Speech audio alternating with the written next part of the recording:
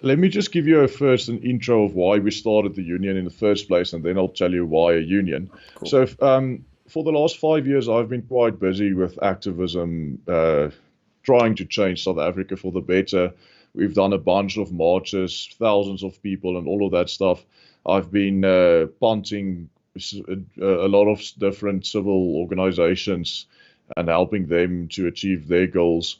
And I just realized that there's no other solution for us than this because there's no political solution.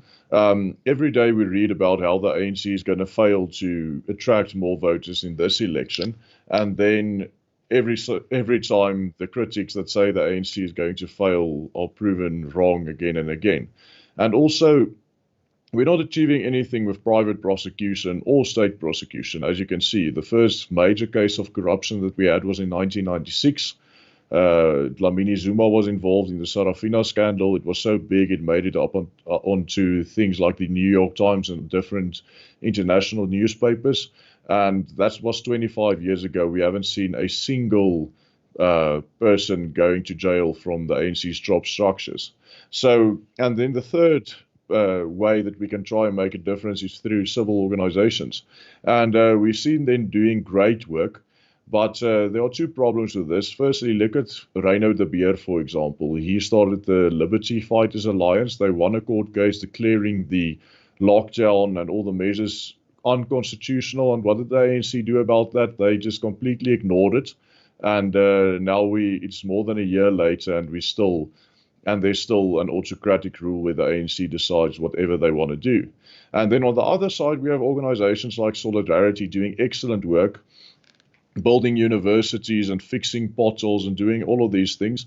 But there's just one problem with this, and that is, why are we paying for these services twice? I mean, I'm a member and I pay a monthly fee there, but now I'm paying twice because they're doing all this great work. But I, as a taxpayer, already pay the state to do these, to provide these services.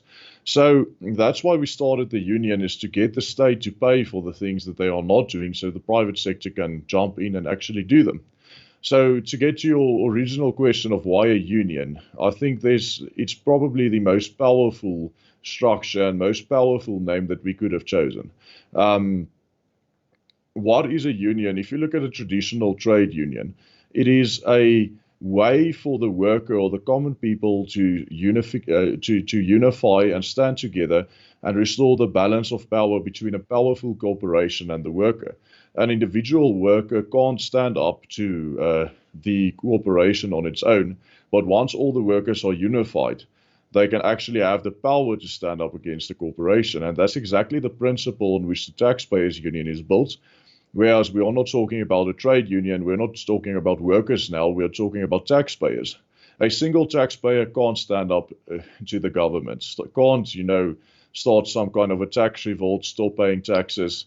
I mean, he can, but it's illegal. All that will happen is he'll go to jail.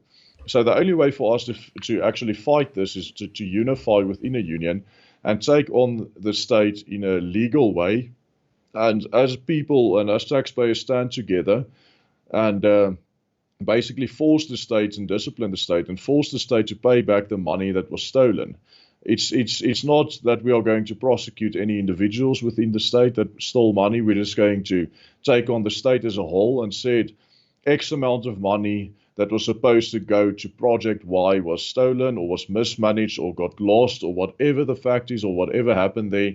But the fact of the matter is the service needs to be delivered and you guys need to pay back the money.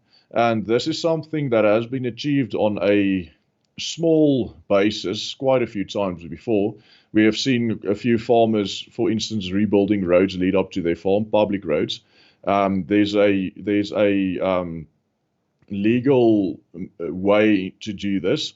For instance, the requirement would be that you need to first report it, and then the state's got a 3-week period to respond. If the state does not respond, you can put in a tender process, and you can accept a tender to, let's say, for instance, fix the road, and then the state is required to pay that tender. And this has been done on a very small scale, but we can do this on a large scale.